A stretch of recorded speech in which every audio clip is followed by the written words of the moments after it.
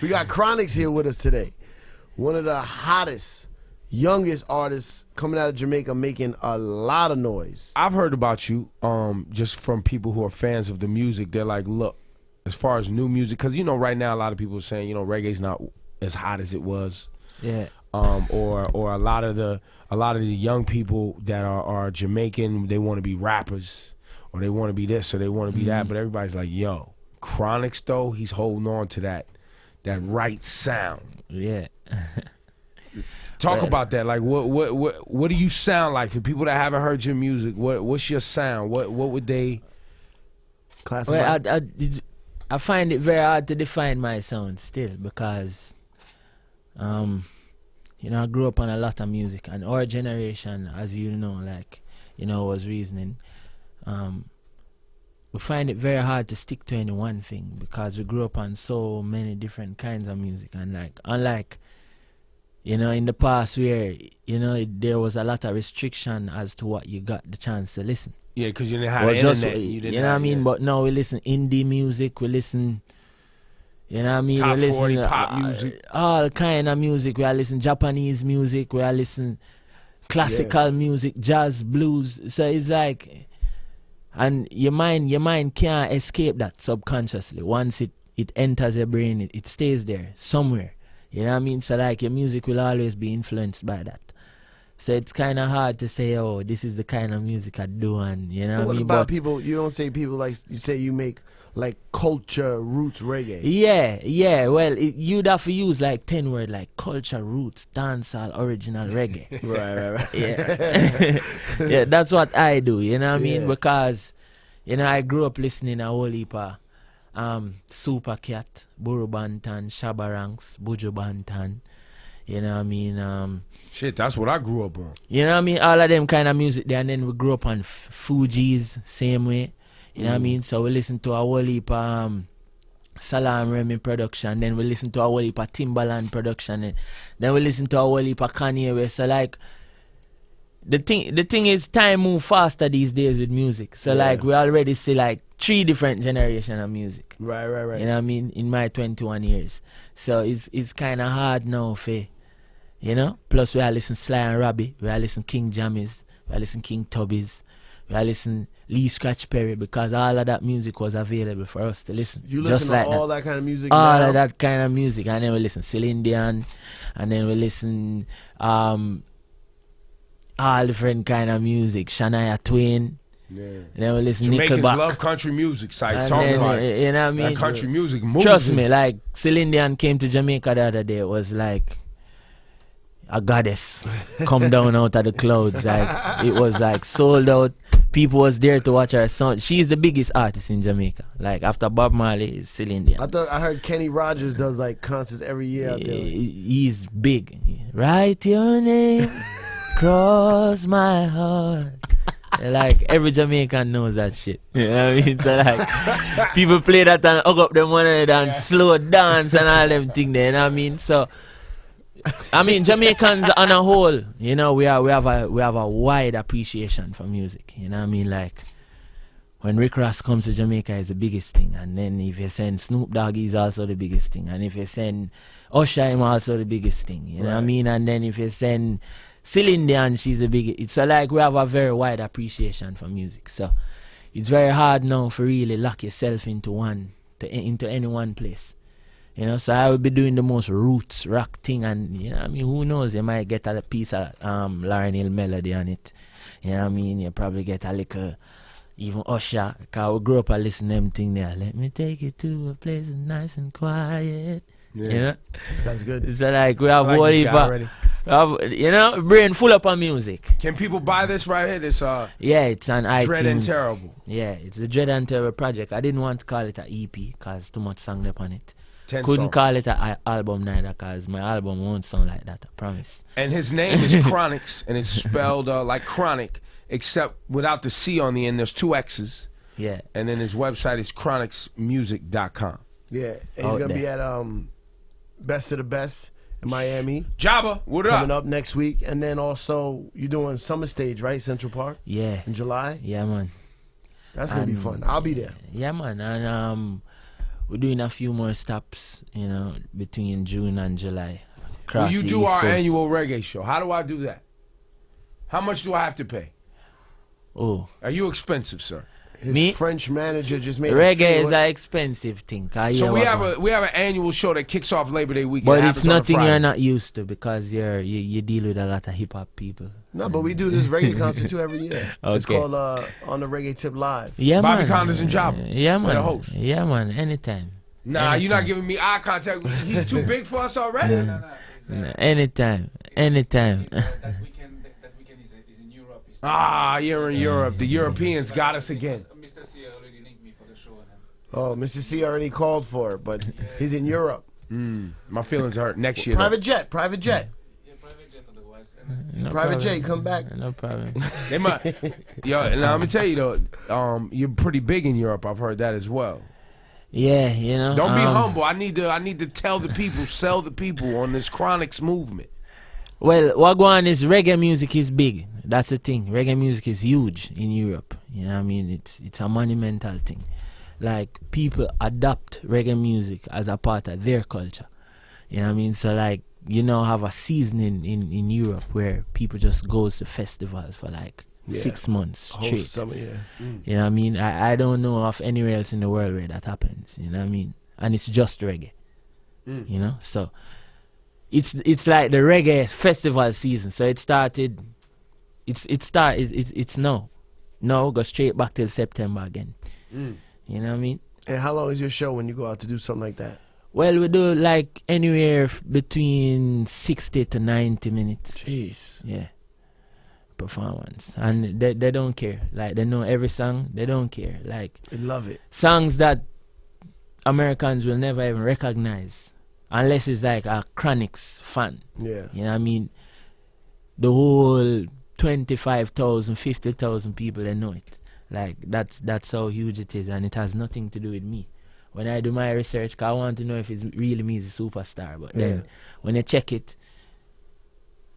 if an artist who is unknown come with good music, he gets the same reception. The music is the superstar. So it's like, the music is very huge, you know? So it's a good thing, you know what I mean? And as we say, even a lot of mainstream American artists, you know, they, every now and again they, you know, catch a little piece of that vibes there.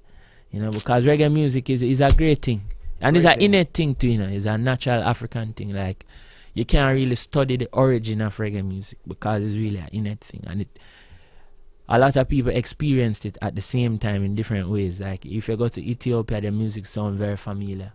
And then them have a thing called bonga flavor in East Africa, where that's like dancehall music. And they're like, we wasn't listening to Shabba, we never listened to Shabba. This is how our music sound. Hundreds of years. Wait a minute, that sound like dancehall. You know what I mean? So it's like, it's an innate thing. So people, especially black people, can always relate to them kind of sounds there, you know? My drums is when you meet somebody, when you meet someone that you didn't know they were into like reggae music, and then you find out all of a sudden you're in like this brotherhood. Like you know how in a club, you know. But you was right there. You was pointing out that the fabric of everything that we love is based on the essence of who we are as African descendants, and the drums and how important those drum patterns are to everything. Yeah, man, and really and truly, you know, a very significant percentage of all of the music in the world, you know what I mean, a lot of it is contributed by the same quote-unquote minority, black people. You know what I mean? We have made such great contribution to music. You know, I'm not going to say hip-hop, and I'm not going to say reggae, and I'm not going to say blues, and I'm not going to say, like, to music on a whole. You know what I mean?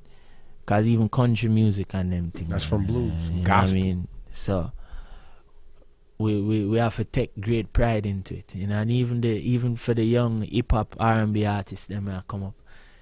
In Jamaica, we study R&B music deeply, you know, from Motown comes straight up, you know. So we know it from them days there, you know. We know it from the OJs, and we know it from the Temptations, you know, and we know it from them time there coming straight up.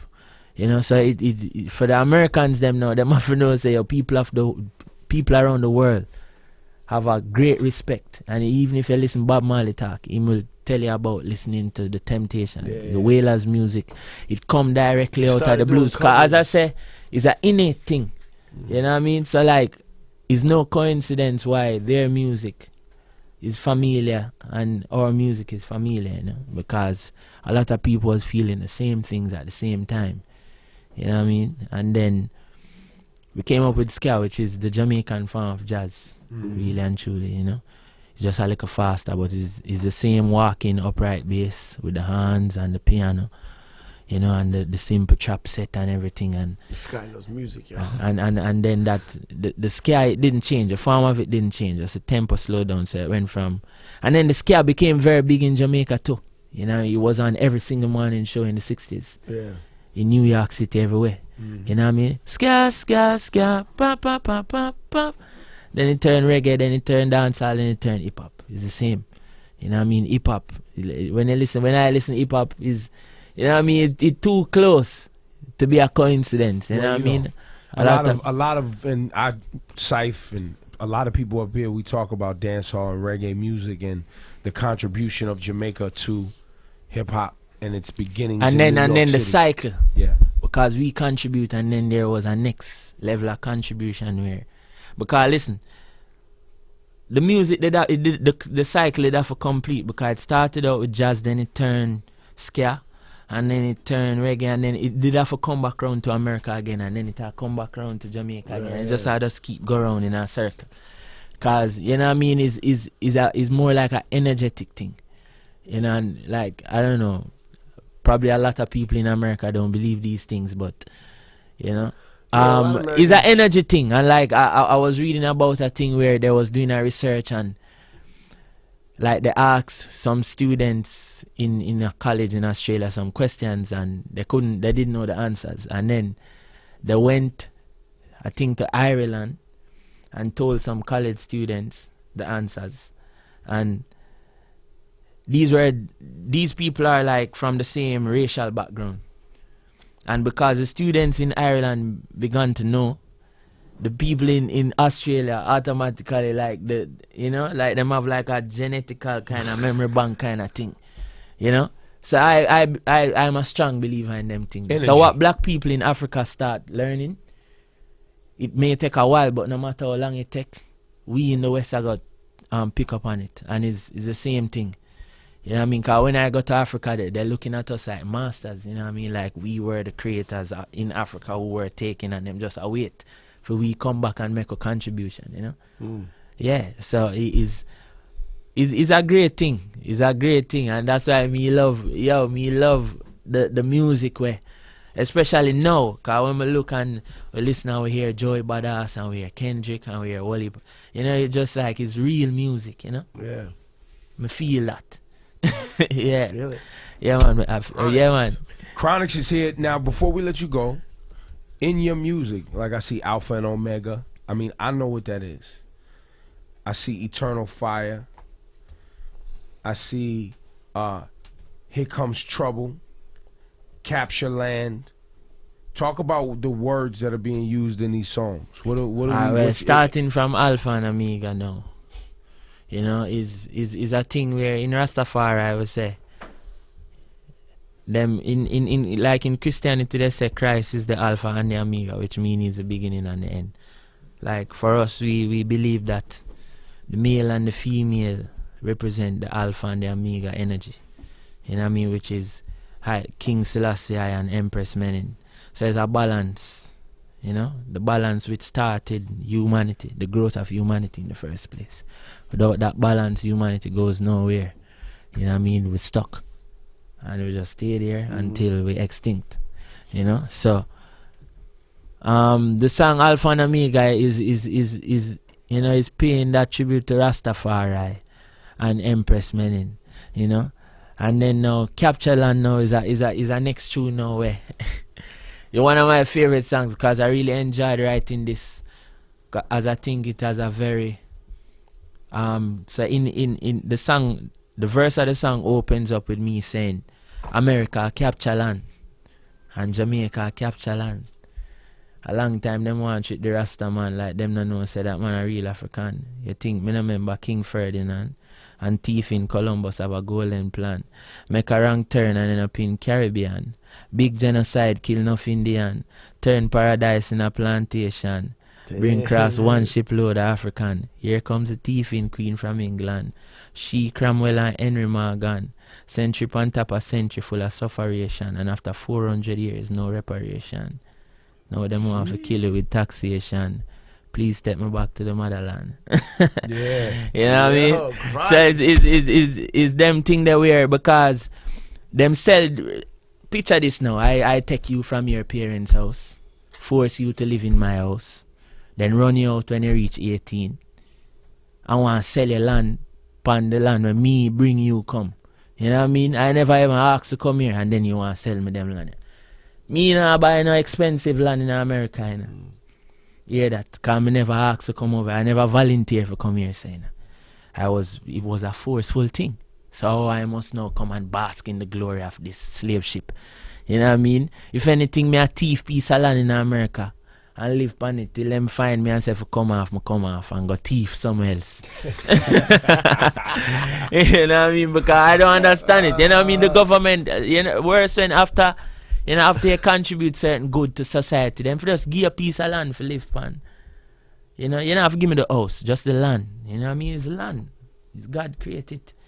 You know what I mean? We shouldn't have to pay so much for land, and then you hear say land get taken away by government and all kind of things. You know what I mean? And then now you have to file acquisition for your own land where God create. You feel me?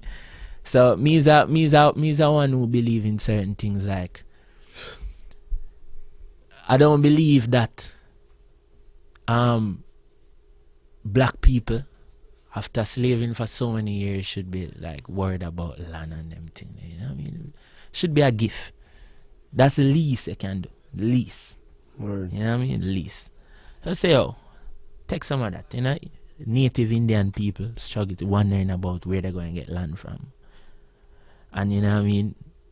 The white man come here, come see them. You know? Upon his arrival, he saw them living on the land. And now them have to buy it back from him, you know. So it's a very tough thing, but, you know, we put it in music because, you know, the future, we have to just hope that the future generation, and not even hope, because look at us. Our parents didn't even care about these things, a lot of them.